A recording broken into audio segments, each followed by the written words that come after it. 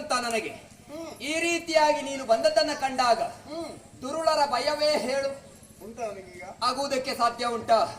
ಮೂರನೇ ಕಣ್ಣನ್ನ ಉಳ್ಳವ ನೀನು, ಸರಿ, ಸರ್ವಾತ್ಮಕನಾದಂತ ನೀನು, ಸರ್ವವನ್ನು ದಹಿಸುವಂತ ಶಕ್ತಿ ಉಳ್ಳವ. ಹೌದು. ಆದ್ರೆ ದುರುಳರ ಭಯ ಅಲ್ಲವೇ ಅಲ್ಲ.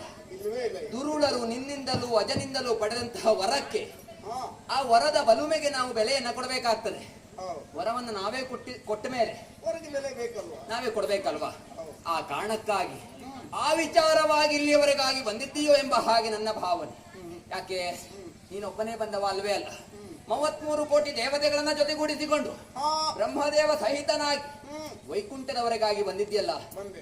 ಏನೇ ವಿಚಾರ ಇದ್ದರೂ ಈ ಕ್ಷಣವೇ ಹಾ. ಮರೆಮಾಚದೆ ಹೇಳು. ಹರಿಯೇ, ಹ್ಮ್. ಹಾಗಾದ್ರೆ ಈ ಸಮಯದಲ್ಲಿ ಇವರನ್ನೆಲ್ಲ ಕೂಡಿಕೊಂಡು ಇಲ್ಲಿ ಬರ್ಲಿಕ್ಕೆ ಕಾರಣ ಗೊತ್ತಾಗ್ಲಿಲ್ಲ. ಏನು ಕಾರಣ? ಲೋಕ ಕಲ್ಯಾಣಾರ್ಥವಾಗಿ ಹ್ಮ್. ನಾವು ತ್ರಿಮೂರ್ತಿಗಳಿದ್ದಲ್ವಾ, ಲೋಕದ ಸತ್ಯ ಎಲ್ಲವನ್ನು ನೋಡಿಕೊಂಡು ಬರಬೇಕಾದ ನಮ್ಮ ಕರ್ತವ್ಯ ಅಲ್ವಾ? ಹ್ಮ್. ಯಾಕೆ ನೀನು ಭೂಲೋಕದ ಲಕ್ಷ ಸ್ವಲ್ಪ ಕಡಿಮೆ ಎನಿಸಿದ್ದೀವಿ? ಭೂಲೋಕದ ಒಂದು